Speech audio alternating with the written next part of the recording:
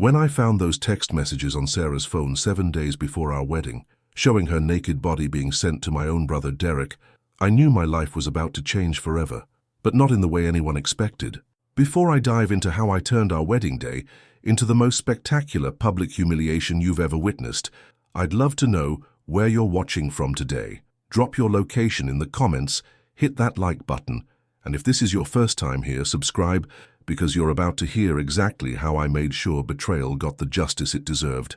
My name is Marcus. I'm 32 years old, and I thought I knew everything about the woman I was about to marry. Sarah and I had been together for 3 years, engaged for 8 months, and our wedding was supposed to be the perfect culmination of what everyone called a fairy tale romance.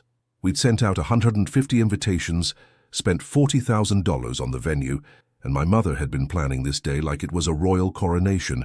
But fairy tales don't include finding your fiancé's phone buzzing at 2 a.m. with a text from D saying, "Can't wait to feel you again tomorrow night." Fairy tales don't include scrolling up to discover weeks of explicit messages, photos, and detailed plans for secret meetings. And they definitely don't include realizing that D was Derek, my older brother, my best man, the man who'd given the most heartfelt speech at our engagement party about how perfect Sarah was for me. The phone felt like it weighed 1,000 pounds in my shaking hands. Message after message revealed a timeline that made my stomach turn. It had started 2 months ago, right after Derek's wife Jessica had their second baby. "She's always exhausted now," one message read. "You make me feel alive again," Sarah had responded. They'd been meeting at Derek's office after hours, at hotels during lunch breaks, even in our apartment when I was working late. The most recent exchange was from just hours earlier. "One more time before the wedding," Derek had written. "I need to get you out of my system." Sarah's response made my blood freeze. "Meet me at the usual spot tomorrow at 8. One last goodbye." I sat there in our bedroom, looking at Sarah sleeping peacefully beside me, her wedding dress hanging on the closet door like a white ghost mocking everything I thought I knew about my life. The rational part of my brain screamed at me to wake her up, to confront her, to call off the wedding immediately. But another part, a darker, more calculating part, began forming a different plan entirely. Why should I be the one humiliated? Why should I be the one to bear the shame of a cancelled wedding, the pitying looks, the whispered conversations about poor Marcus who got cheated on right before his big day? Sarah wanted to play games, wanted to have her cake and eat it too, planning to marry me while still sneaking around with my married brother. Well, I was about to give her exactly what she deserved, a wedding day she'd never forget for all the wrong reasons. I spent the rest of that sleepless night planning every detail. By morning, I knew exactly what I was going to do, and it would require the help of the one person who deserved to know the truth even more than I did. Jessica, Derek's wife, the mother of his children, the woman who'd been betrayed just as much as I had. She just didn't know it yet. But she was about to find out, and together, we were going to make sure that our wedding day became the most unforgettable public reckoning anyone in our family had ever witnessed. The hardest part wasn't deciding to go through with the wedding. It was pretending everything was normal for 6 entire days while planning the most elaborate revenge in the history of wedding ceremonies.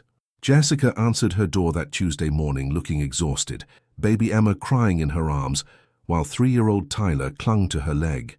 She looked surprised to see me standing there at 10 a.m. on a weekday, especially since the wedding was just 5 days away, and I should have been dealing with last-minute arrangements. "Marcus, is everything okay? Shouldn't you be picking up your tux or something?" she asked, shifting Emma to her other hip. Jessica had always been kind to me, the type of sister-in-law who remembered birthdays and brought homemade cookies to family gatherings. Looking at her tired face, knowing what I was about to tell her, almost made me lose my nerve. "Jess, I need to show you something. Can we sit down?" I pulled out my phone, my hands trembling slightly. "It's about Derek." The color drained from her face as she read through the messages.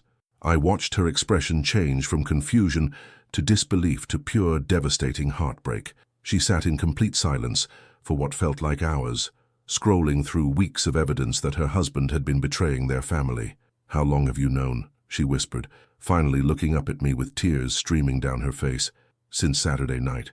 I found Sarah's phone and..." I took a deep breath. "Jess, they're planning to meet again tomorrow night, one last time before the wedding." What happened next surprised me. Instead of breaking down completely, Jessica's expression hardened into something I'd never seen before. She wiped her tears, set Emma down in her playpen, and looked at me with a determination that sent chills down my spine. "You're still going through with the wedding," she said. It wasn't a question. "Yes, but I want them to pay for this publicly. I want everyone to know what they did." Jessica stood up and began pacing around her living room. "The wedding is in 5 days. Everyone will be there. Both our families, all our friends, Derek's colleagues, your work friends, everyone who knows us." "Exactly." She stopped pacing and turned to face me. "What do you need me to do?" We spent the next 3 hours planning every detail. Jessica would attend the wedding as planned, sitting in the front row with the rest of Derek's family. During the ceremony, right after the officiant asked if anyone objected to the marriage, she would stand up. But instead of just speaking, she would read selected text messages aloud, the most damning, explicit, undeniable evidence of the affair. "I want copies of everything," Jessica said, her voice steady now. "Screenshots, printed copies, whatever it takes. When I stand up in that church, I want to make sure everyone hears exactly what kind of people they really are." The next few days were surreal.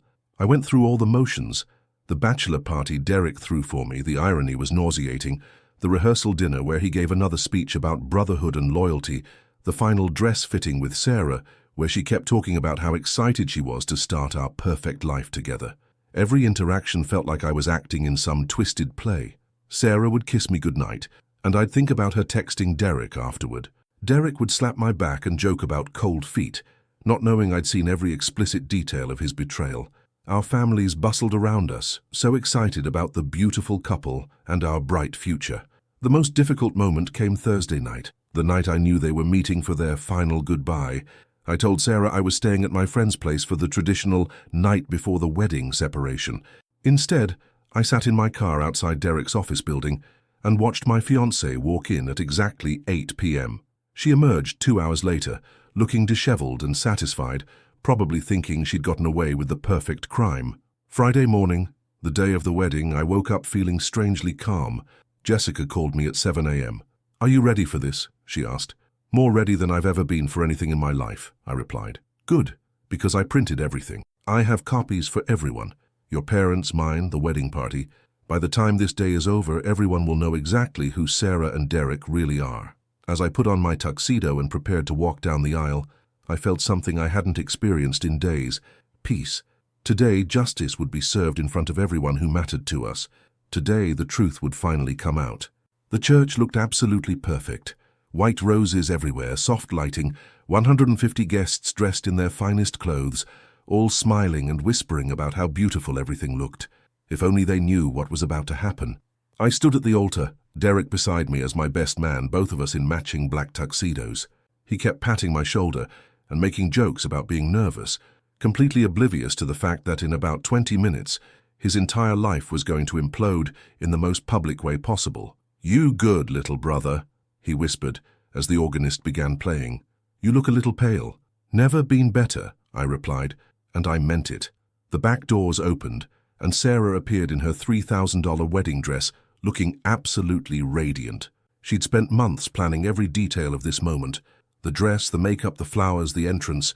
She wanted this day to be perfect, wanted everyone to see her as the beautiful, blushing bride. As she walked down the aisle on her father's arm, guests turned to admire her. Phones came out to capture the moment, and I could hear whispered compliments about how stunning she looked. She had no idea she was walking toward her own public execution. The ceremony began exactly as rehearsed. Pastor Williams welcomed everyone, talked about the sacred bond of marriage, the importance of trust and faithfulness. I caught Jessica's eye in the front row. She sat perfectly still, her hands folded in her lap, but I could see the manila envelope beside her on the pew. "Dearly beloved," Pastor Williams continued, "we are gathered here today to celebrate the union of Marcus and Sarah in holy matrimony. Marriage is not to be entered into lightly, but with reverence, honor, and faithfulness." The irony was so thick I almost laughed out loud. We went through the traditional vows, Sarah speaking about forsaking all others and promising to be faithful in sickness and in health. Her voice was steady, confident, probably thinking she'd pulled off the performance of a lifetime. Derek stood behind me, holding the rings, playing his role as the supportive brother perfectly. Then came the moment we'd all been waiting for. "If anyone here has any reason why these two should not be wed, speak now or forever hold your peace." The church fell into the expected silence. This was usually just a formality, a traditional phrase that nobody ever actually responded to. Guests shifted slightly in their seats, probably thinking about how much longer before they could get to the reception and start drinking. But then Jessica stood up. The movement was so sudden, so unexpected, that every head in the church turned toward her. The silence that followed wasn't the comfortable quiet of a traditional ceremony. It was the shocked electric silence of 150 people suddenly realizing something was terribly wrong. "I have something to say," Jessica announced, her voice carrying clearly through the church's acoustics. Sarah's face went white. Derek spun around to look at his wife, confusion and panic flashing across his features. I stood perfectly still, watching everything unfold exactly as we'd planned. "Jessica, what are you—" Derek started to say, but she cut him off. "7 days ago, Marcus discovered something that everyone here needs to know." She reached down and picked up the manila envelope. "Sarah has been having an affair with Derek for the past 2 months. They've been meeting in hotels, in Derek's office, even in Marcus and Sarah's apartment." The gasp that went through the church was audible. Heads turned between Jessica, Derek, Sarah, and me. Sarah's bouquet fell from her shaking hands. "That's not—" Sarah tried to speak, but Jessica wasn't finished. "I have text messages," Jessica continued, pulling out printed pages. "Explicit messages, photos, detailed plans for their meetings, including one from just 2 nights ago where they met for what Sarah called one last goodbye before the wedding." The church erupted. People started talking all at once, standing up to get a better view, phones coming out to record what was happening. Sarah's mother screamed, "What is going on?" while Derek's father looked like he was about to have a heart attack. "Read one," I said quietly, my voice somehow carrying over the chaos. "Read one of the messages so everyone knows I'm not making this up."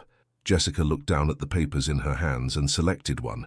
In a clear, steady voice, she read, "From Sarah to Derek, sent Wednesday at 11 p.m. I can't wait to feel your hands on me again. Marcus is working late tomorrow. Come to our apartment at 8. I'll leave the door unlocked." The church went dead silent again. This time, it was the silence of absolute shock, of people trying to process what they'd just heard. Sarah was sobbing now, her carefully applied makeup running down her face. Derek looked like he wanted to disappear into the floor. Both families stared in horror at their children, probably wondering how they'd failed so spectacularly. "The wedding is over," I announced, pulling off my wedding ring and setting it on the altar. "Everyone can go home now." What followed was the most chaotic scene I've ever witnessed. The beautiful, perfectly planned wedding ceremony turned into something resembling a Jerry Springer episode, with family members screaming, guests recording everything on their phones, and Sarah collapsing into her father's arms while her mother demanded to know how long this had been going on. Derek tried to approach me, his face a mask of panic and guilt. "Marcus, I can explain." "Explain what?" I cut him off, my voice loud enough for everyone to hear. "Explain how you betrayed your wife and your brother. Explain how you've been sneaking around with my fiancée for 2 months.